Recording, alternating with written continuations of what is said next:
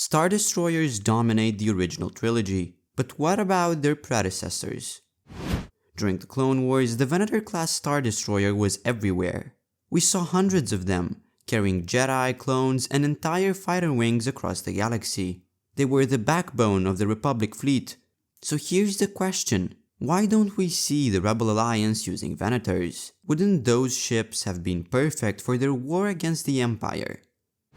Let's break it down. Now, the Venator wasn't just another warship, it was part battleship, part carrier, capable of unleashing waves of starfighters while still packing heavy turbo lasers. For the Republic, the Venator was a symbol of power. But when Palpatine transformed the Republic into the Galactic Empire, things changed. The Venator was slowly replaced by the Imperial-class Star Destroyer. And that wasn't just a technical upgrade. It was about image, intimidation, and cementing the Empire's identity.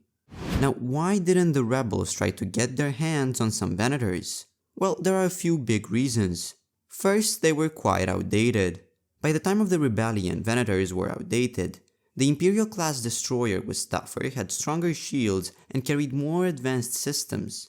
Even if the Rebels found one, a Venator wouldn't stand much of a chance in a direct fight. Second, there is maintenance. These ships needed massive crews, constant upkeep, and specialized parts. The Rebel Alliance was a guerrilla force. They couldn't waste resources maintaining a giant relic. Smaller ships and carriers were easier to run, easier to hide, and didn't require thousands of crew members. Third, there's Imperial control. The Empire didn't just abandon Venators. Most were scrapped, recycled, or pulled into the Imperial service. By the time the rebellion truly began, very few Venators were left, and the ones that were still flying were firmly in the Empire's hands.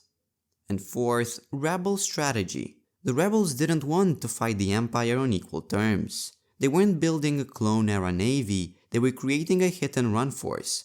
That's why they turned to Mon Calamari ships like Home 1. Those cruisers were new, heavily modified, and perfectly suited for the kind of war the Rebels were fighting.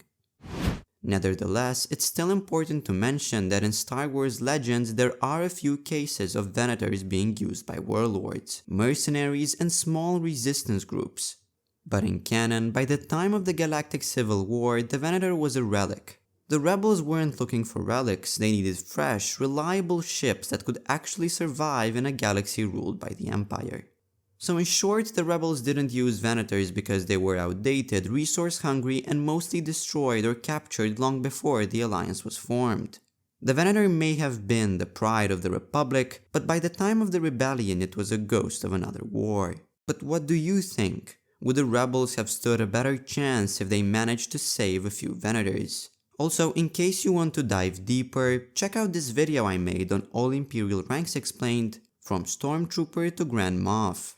Thanks for watching, and don't forget to comment, like, subscribe, and join me for more deep dives into Star Wars lore. Thank you very much for watching, and see you soon.